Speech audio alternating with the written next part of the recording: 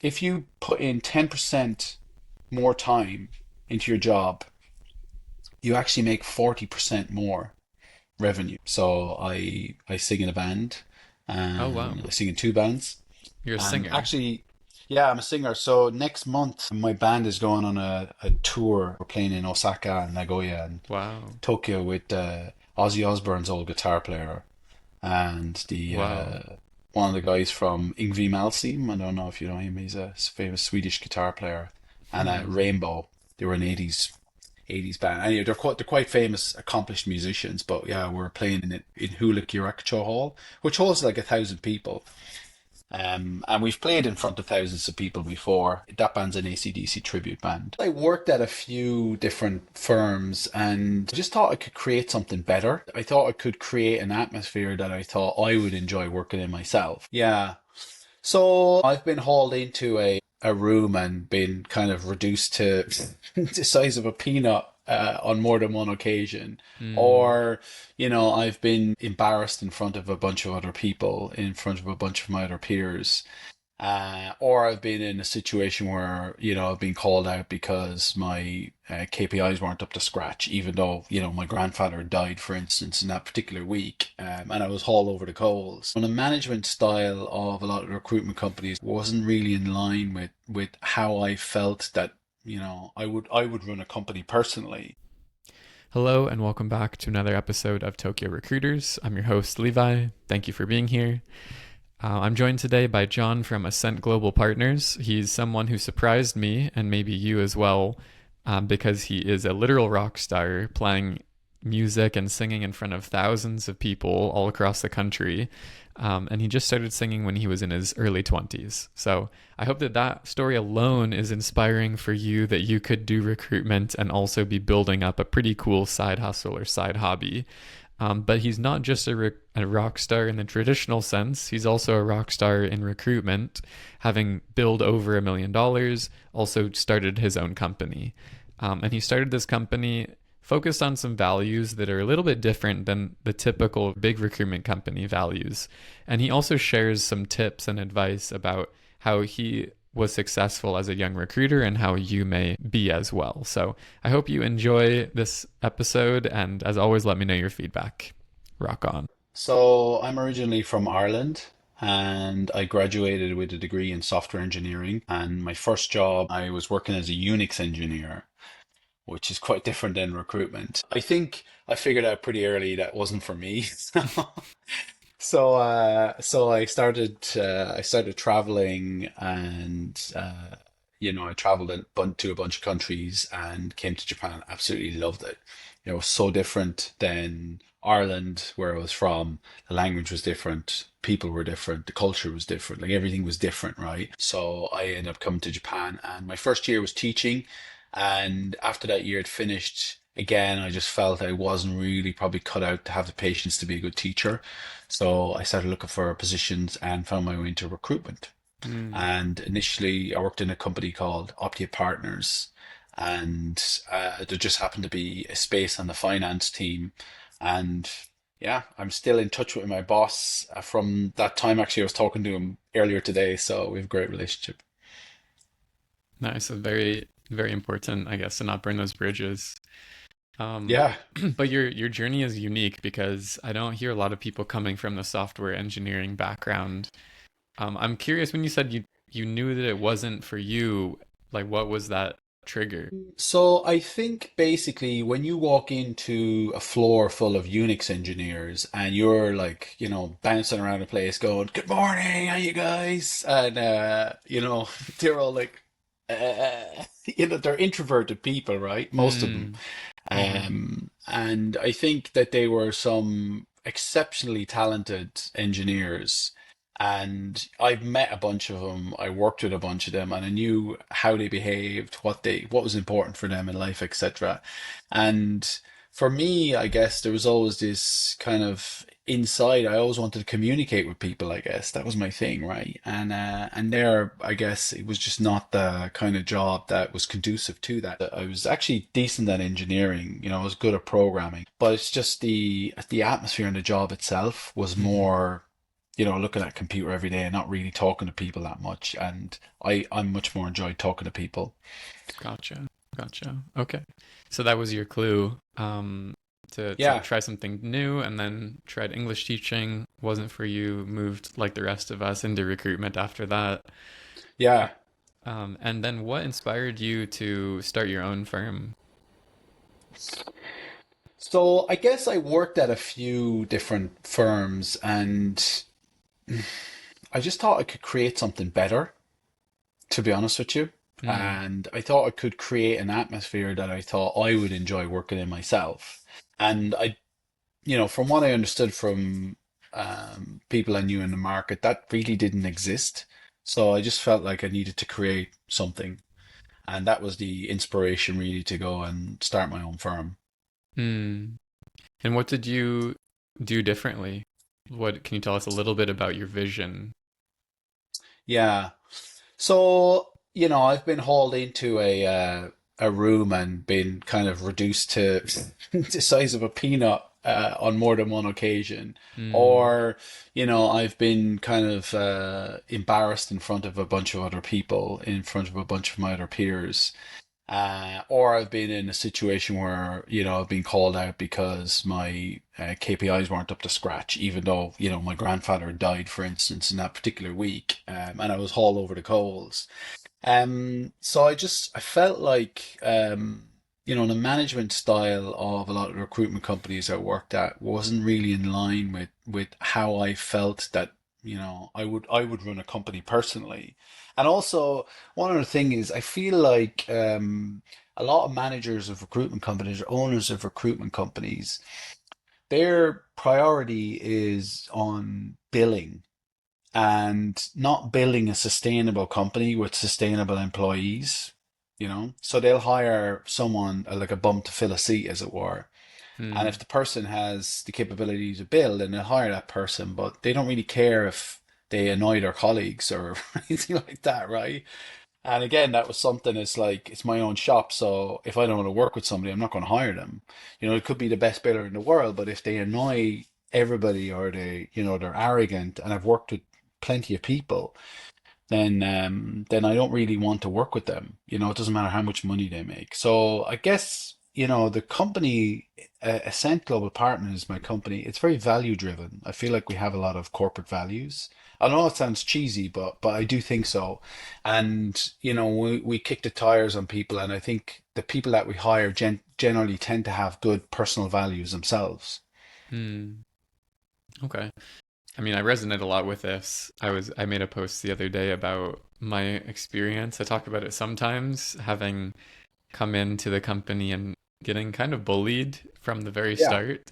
yeah, And just, not really necessary to have that. I mean, it's yeah. recruitment's already such a high stress, high pressure job from candidates and clients that you have to deal with, right? The last thing that you need probably is to Right. have that internally, that you're fighting, right? So, Exactly, exactly. And it's one that that's exactly one of the reasons why I started the company too, because the way I probably articulated that, and I think you're articulating exactly the same thing as I am, but hmm, you have job stress mm-hmm, because your clients want a candidate, mm-hmm, and you're trying to find a candidate, and that's stressful. But then if you have environmental stress, that's not necessary. You don't need the environmental stress, right? So if you yeah, remove this yeah, part, then mm-hmm, the employees only have to deal with the stress of the work yeah, itself, like dealing with the clients, because sometimes clients get mm-hmm, upset with you. I've had clients cuss me out of it on one occasion, actually, only yeah, once, but that was yeah, quite stressful, right? yeah, definitely. I mean, it's funny to me because I mean, we know that some amount of stress and some amount of pressure is good for you. You're going to Right. produce more, right? If things are, you're feeling like, it's on the line. But like you said, if you already have the pressure there from the clients and the candidates, then it's just totally unnecessary and sometimes can push you in the opposite direction. So Yeah. you got to have that support from people internally, or it's really easy to Mm. burn out. Or the people that make it, I think they just get so hardened they turn around and do it to the next generation too, and Right. it's just kind of that negative cycle. So No. Yeah. I want to leave this life karma neutral, Yeah. or have a karma At credit, maybe least, even, you know. hopefully, yeah. Yeah, but I don't want to owe a lot of karma. Yeah. Yeah. No, I definitely am resonating with this. So Mm. you talked about your values. Can you just give me one value that sticks out to you as something that really makes Ascent different or the core? I think we have a lot of integrity as a firm. So I think basically we don't do anything shady. I Mm, think we try and do things the right way. I mm-hmm, think that's one of our core values. And I think also I generally try and let the staff have a lot of autonomy. So I don't know how to do. We've just hired somebody to cover life sciences. I don't know anything about life sciences, mm, and not only that, but this gentleman does retained search. I don't know anything about retained search really. I've done retainers before, but it's not really my wheelhouse. So I don't want to tell him how he should run his business. I don't want to tell him how he should pitch retainers. That's just 100% his thing, right? Now, obviously, I get on very well with John, is the name of the guy who just joined us. But at the same time, I want him to have the freedom to express himself within AGP, and it's to be somebody who we listen to. If he's got something to say, he's a voice, then we want to listen to him and potentially change something in our environment to make it better, right? mm, mm-hmm. So I'm hearing an element of the integrity. You're not going to be so shady. You're also giving people the freedom and also a voice to be able to change things based off of their expertise. Yeah, sounds like all good stuff. How many people at the company right now? We've 20 at the moment. 20. Okay. That's a Mm. good number. And where are you trying to take it now? Well, so I have an advisor, and I sat down with him like last year, I think was the first meeting we had. Mm-hmm. And I think the plan we came up with was to try and have six industries we cover, and each one of those industries would cover 200 million yen each. Mm. So, Mm-hmm. so we would get it up to 1,200 million yen basically in revenue, and that's a 5-year time horizon. So we're kind of, I guess, year two into that. But that's basically what, and those six industries are financial services, consumer markets, life sciences, legal, technology, and professional services. So we Mm-hmm. don't have professional services. We don't really do tech that much. I mean, we do tech as part of broader industries. You can't get away from it. But as a particular separate segment, we don't really do it. So, Mm. but that's the grand plan. That's the vision. Mm. Okay. Understood. Um, and so the six different divisions, and you have this goal, this 5-year plan. Can I ask you a little kooky question, but Mm. what's the reason behind that? Like what's the goal after those 5 years? If you achieve that, then are you gonna go and retire somewhere? Are you going to use that money to do another venture, or do you have any ideas? I mean, I think the important thing for me first is to get Japan right. Because I think if you can get Mm, Japan right, you can get anywhere right. mm-hmm, Honestly, it's a very it's one of the most complex, heavily regulated markets in the world, right? And, the fees are higher here, but the candidates are, it's much harder to attract candidates and gain the trust of candidates because Japan is very high touch. mm, It's all about trust, and if there's not transactional, I think there's 120 million people in Japan, let's just say. I think it's somewhere between 120 to 130 million people, and there's like 3.5 million people on LinkedIn, right? mm-hmm, So it's a tiny percent of the populace that are on, which is 2.5% of the population's on LinkedIn, versus the US where things are everybody's on LinkedIn basically, right? mm-hmm, So I think if I can get those six industries right first, then obviously expanding overseas would be the next obvious kind of place to go. But at some stage I would like to retire, obviously. But I don't think in the short term that's not on the cards. mm. So expansion basically would be the next Yeah, step if it overseas. goes Yeah, well in yeah. Japan. Because Okay. one of the weaknesses of our company, I would say, Mm, is that we tend to be regional experts. I think we're very good at what we do. The people we have are excellent. But the problem is when it comes to something like a retained mandate, they're going to look at global firms, mm-hmm. and we're not global. So, Mm-hmm. you know, that's our Achilles heel. Mm, And if we can manage to get a business overseas, then obviously that would help with that part. But obviously, you know, you can lose your shirt doing that kind of thing. You have to be very careful when you hire people, of course. So it has to be the right kind of profile for us and the kind of person that we think has our values and, mm-hmm. you know, can take our business to the next level. Mm-hmm. Okay. Understood. Thank you for sharing this about your vision and the expansion, etc. And I want to pivot slightly to just like your personal life, if you don't mind me Yep. asking Yep. about what do you like to do outside of work Well, or work. basically my number one hobby is music. So I sing in a band Oh wow, and I sing in two bands. you're a And singer. actually, yeah, I'm a singer. So next month, my band is going on a tour, a small Japan tour. We're playing in Osaka and Nagoya and Wow, Tokyo with Ozzy Osbourne's old guitar player and the wow. one of the guys from Yngwie Malmsteen. I don't know if you know him. He's a famous Swedish guitar player. And Rainbow. They were an eighties band. And yeah, they're quite famous, accomplished musicians. But yeah, we're playing in Osaka and Nagoya, and Wow. then in Hula Kyorakucho Hall, which holds like 1,000 people.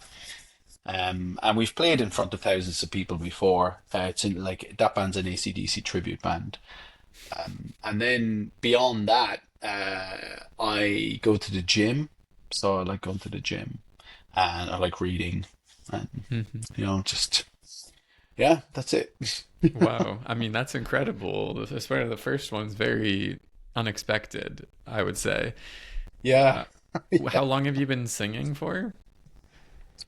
So I started singing in karaoke when I got to Japan like Mm-hmm. 23 years ago. And then one of my friends asked me to start a band, I guess shortly after that, maybe 22 years ago. So a year into Mm-hmm. Japan. So I guess I've been singing for 22 years. I never really Wow. did in Ireland. I used to play Mm-hmm. guitar, Mm-hmm. but when I got over here, then I started singing. Wow. What's the band called? Is it on YouTube or something? Yeah, so we have I have two bands. One is a ACDC tribute band. It's called, Okay. and our website is adcd.tokyo. Mm-hmm. Yeah. ADCD.Tokyo. And then the second one is called KK Overdrive, and that's kkoverdrive.com. You can find us there. Okay. I'm writing So these down. I'll yeah, put them in the description if yeah, you don't mind yeah, as well. yeah. No worries, no worries. Yeah, that's fine. Okay. Very cool, man. I had no idea about this. So, and you're the lead singer? Yeah, I'm the lead singer. Yeah, Wow, that's so cool. yeah. Have people in the company seen you? Do they come out to the events or you try to keep it separate? Uh, Actually, have they? I don't know if they have, to be honest with you, Do but they even know?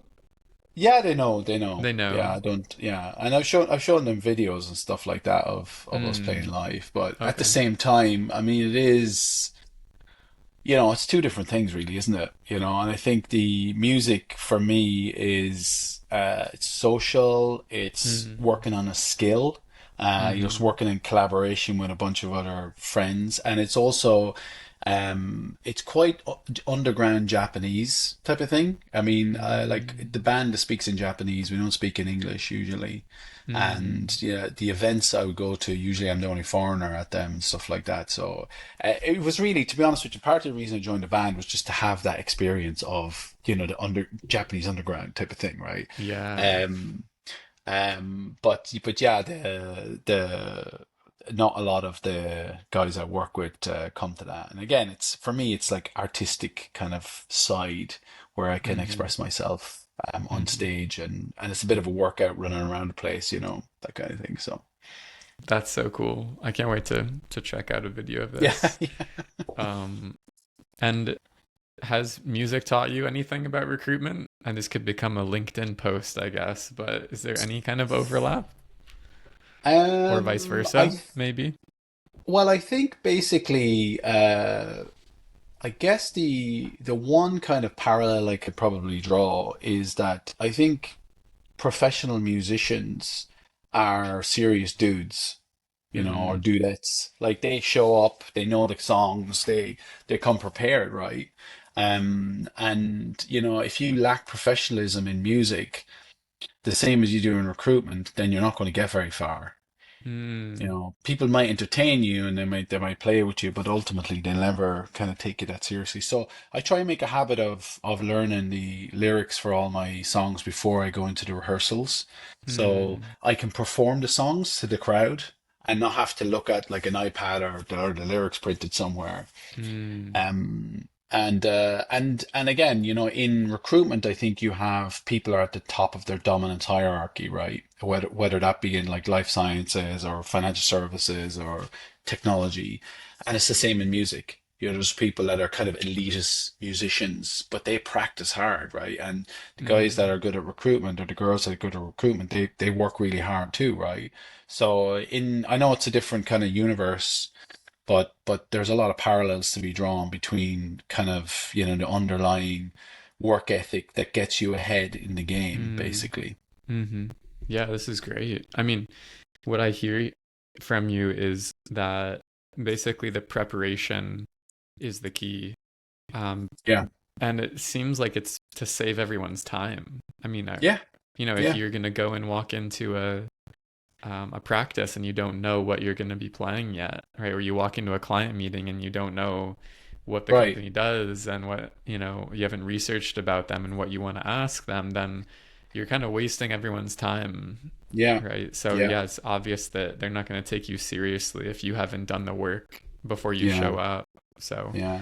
yeah, And it's I've paid interesting. into I've paid into shows where it's like 5,000 yen or something, 4,000 yen, 5,000 yen, and you're looking at the folks on stage reading lyrics off an iPad, and Mm, there's like, I don't know, 100 people in the show or whatever. It's like, if you multiply 5,000 yen by 100, that's a lot of money. And that's like 500,000 yen. So they're taking yeah. 500,000 yen, and yet Mm-hmm.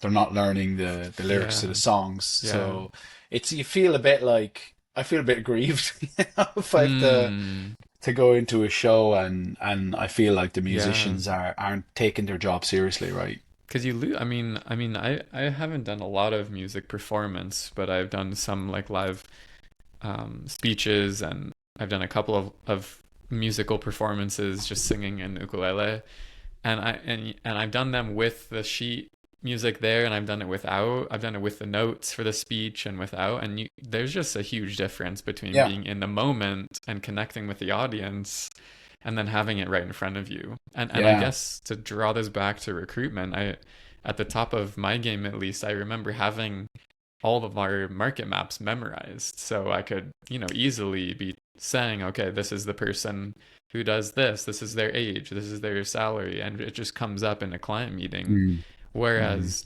if you're out of the game and you have to go and research on your laptop, oh, that's a good question, let me check. Give me a moment, click, click, click, yeah, click. It doesn't quite make the same yeah. impression that you know what you're doing. Mm. So, yeah, Yeah, but and that.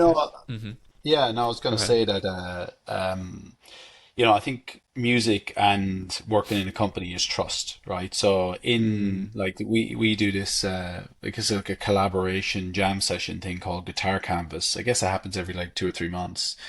mm-hmm. And in January this year, this guy, Japanese guy, came up and he, struck a conversation when he was asking me some questions. And he was in the jam session, and I was saying, "Oh, your English is great. Like, where do you live?" And he says, "I live in LA." And I said, "Are you a professional musician?" And he said, "Yeah, well, actually, I'm the guitarist for the Jimmy Kimmel Show."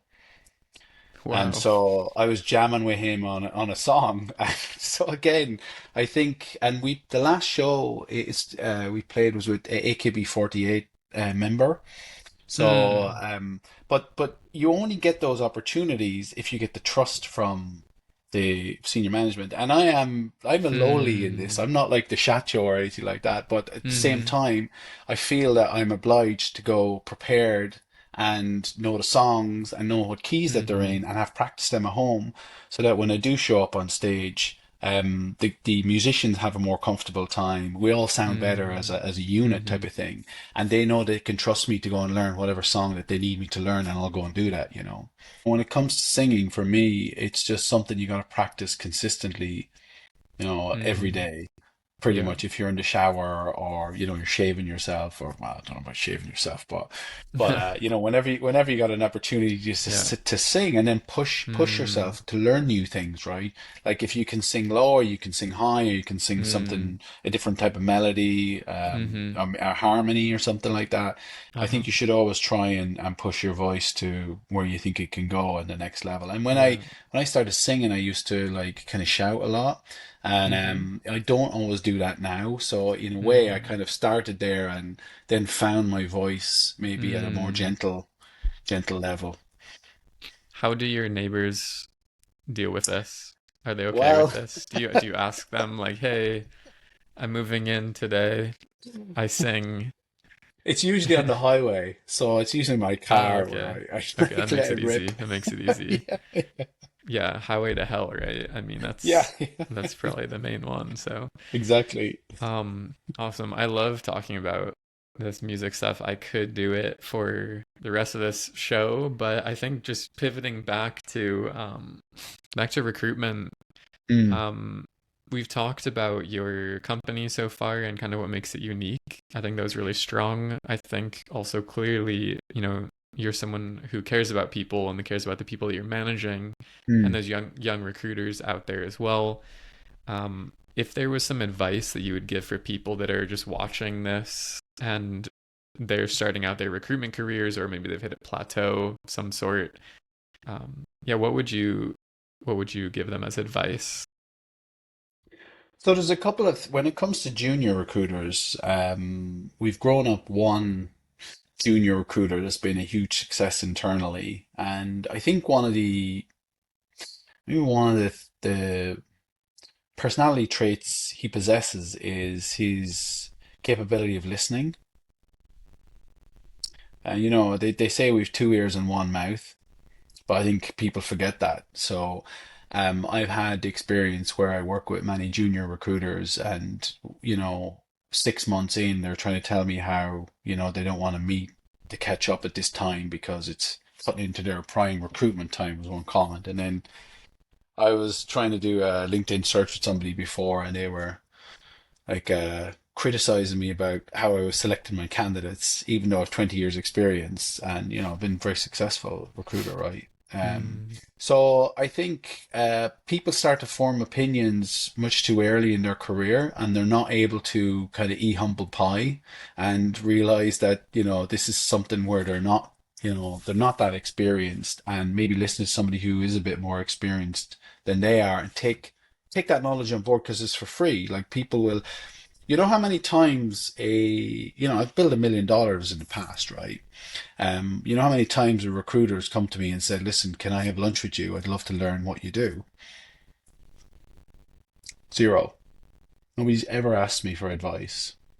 Like I've given advice because I have to, because I'm the chat show, but I think people don't typically tend to come to you to ask you for advice. And hmm. in the past, I've met a guy who was a board member at a U.S. investment bank, and he was a trader.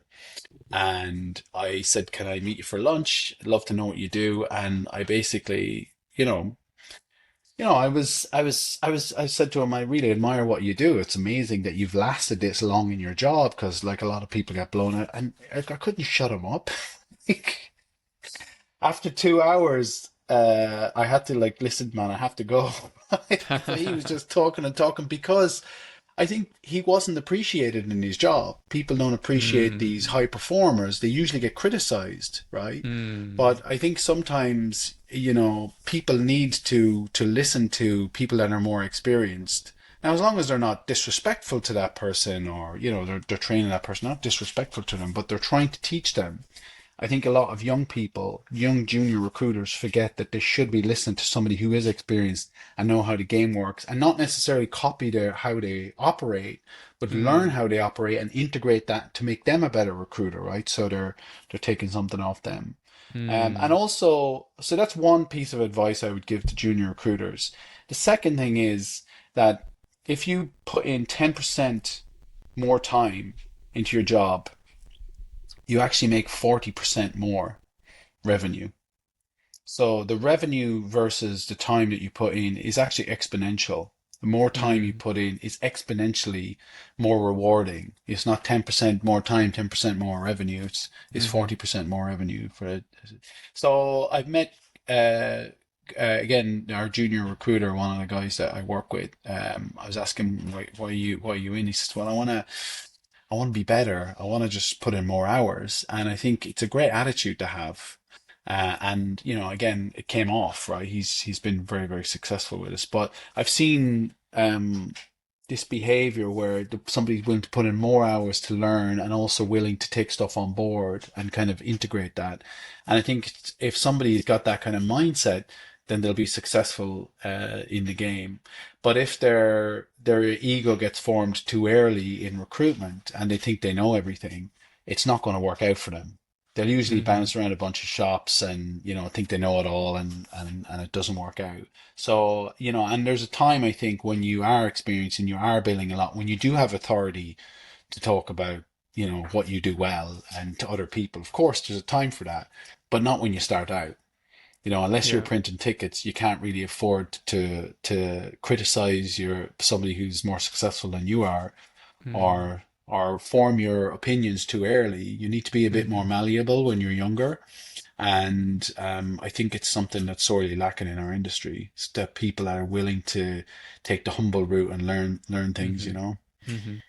Yeah, it's interesting. Thanks for sharing those 2 points. I am definitely guilty of being someone who I really was wanting to learn, and I was asking a lot of questions, and I was going out and trying to find out what everyone was doing.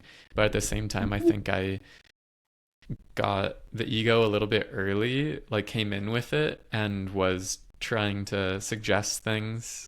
My old boss was telling me it's like Karate Kid, and in the movie he does wax on, Wrong wax wax off, off. right? And it's just like I don't understand why we're doing this, Mr. Miyagi, like, and he's like just shut the f up and do it. And to me, I feel like part of it was respect and like a mutual respect that was lacking slightly, and also maybe it was insecurity on or ego on both sides, and the communication of how it was delivered. Like I think if I came in and I really felt like this person is doing what they're practicing, what they're preaching in some sense, then it would have made it easier for me to connect a bit earlier. Mm, But at the same mm. time, over time I realized that although our styles ended up being very different, he taught me a lot of Yeah, things that made me as successful as I was, yeah, definitely. yeah, And so I realized at some point that I needed to actually shut the F up and yeah. just get in the trenches and do it. And I think some people never realize that, like you Mm. said. So it's kind of multi. Yeah, I Um, put three people into three buckets. So mm, usually when they come in, the first bucket is somebody who will listen to you and learn from you. mm-hmm, And the second bucket is somebody who won't listen to you but is billing. Those two are mm, fine, because the thing is, how I recruit is not how everybody recruits, and my style yeah. is not everybody's style. And I can't say to you, on one hand, people can come in and have all this autonomy, and then on the other hand, go, no, you have to do things my way. This makes sense, right? Mm, yeah. So if somebody has a different approach to recruitment, that's fine with me as long as they're billing, Yeah. right? And as long as they don't disrespect their colleagues, that's fine. So those are the first two. The third one is somebody who's not billing and won't listen, and I fire those people because basically I'm paying for them to not listen to me and not bill. Right? Yeah. So it has to be somebody who fits in the first two brackets. And like I said, I don't know Mm-hmm. everything. I'm not the perfect recruiter myself. And of course I'm still learning as a recruiter, right? I don't know Mm, everything. But I think as long as the person understands, they have a methodology and is systematic and they're billing, yeah, go for it, right? Somebody might be yeah. more inclined to use LinkedIn. Other Mm-hmm. people are more inclined to just go out for a lot of coffees and, do more like high touch relationship type stuff. Both of those work Mm-hmm. fine as long as somebody's doing something really and billing, it's fine, right? And Yeah. then of course you have the first category, like I said, where somebody's learning the trade and they're soaking up all the information, but they're listening and they're applying what they're learning from Mm-hmm. you and other people around Mm-hmm. them. And those Mm-hmm. people usually succeed too, right? Yeah. And that's actually, I mean, we talk about like getting fired and everything, but really this first track is quite easy if you can just listen. It's already paved road for you. You don't have to go Yeah. off-roading and figure out in the jungle how you're going to get to this destination of success. Like you've done it for 20 years and you can give them like to some extent that roadmap. So I think people overthink it and sometimes again with the patience of the wax on wax off it, you Yeah. don't understand why you're doing it a certain way because you might not get the immediate results. Like you said, with high touch reach outs and relationships that you're building, it takes time. Mm, But yeah, it definitely seems like you're on the, this is good advice. And I like the 10% to 40% thing. It's so true that like that one mm. extra call will Yeah. change the game because that'll lead to a referral that becomes a completely new client and you make five Yeah. placements there. And Mm. so thank you so much for sharing this. Is there anything else to share before I let you go? So the only other thing is that we've recently moved to a new office in Roppongi Mm. Spaces, which Mm-hmm. is just directly opposite Tokyo Midtown.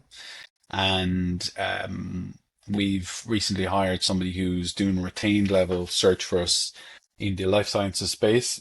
I think I mentioned that earlier, but I think just as a firm, we're really trying to upgrade the quality of our service. And to be honest with you, the office that we have now is far nicer than the one that we had in Canada, but the rent's roughly the same. It's not a whole lot more. So I think, we negotiated a good package on the rent. But Mm-hmm.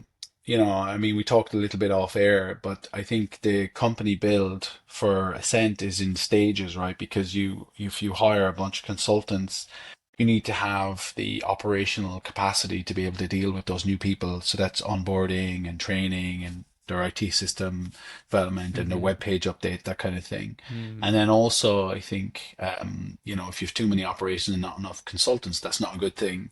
Yeah. But also, if you have a nice office, I think you can hire, usually more consultants are happier to come into a nicer office. It's a hard sell to bring a really good consultant into an office that's not quite up to scratch, right? Isn't it? Mm-hmm. It's a bit of a Mm-hmm. sell. Yeah. But yeah, So he talks yeah, about this yeah, is how the ascent of ascent looks yeah, is kind of exactly. sustainable and Baby steps. balanced baby steps ascending. Um, nice. Thank you so Yeah, much for sharing this. I'm sure that we'll see this new office on LinkedIn and on your profile. Should if yeah, people are interested to join potentially, should they reach out to you directly or how should they yeah. I mean, I'm on LinkedIn. Just reach out to me directly. okay, I'm always happy to perfect. meet people for coffees and Okay. catch up and yeah. Awesome. Yeah, Awesome. but thanks very much for your time. It was really good to chat with Yeah, you. And, likewise. I've looked at some of your other podcasts. They're great. And I think it gives people a really good flavor of the kind of personalities that they would be Mm. going into. Because I think, Mm-hmm. if you can get a flavor for what the manager or the employees are like before you go in, obviously it's very helpful to see if it resonates with your personal values, Yep. and potentially avoid a disaster, if you join the wrong company, right? That's the goal. That's the Yeah. idea. I will be checking out your band as well. Yeah. Thank you Arigato so much. gozaimasu, sir. Take Thank you. care. Thank you, Levi. Okay, Bye bye. bye.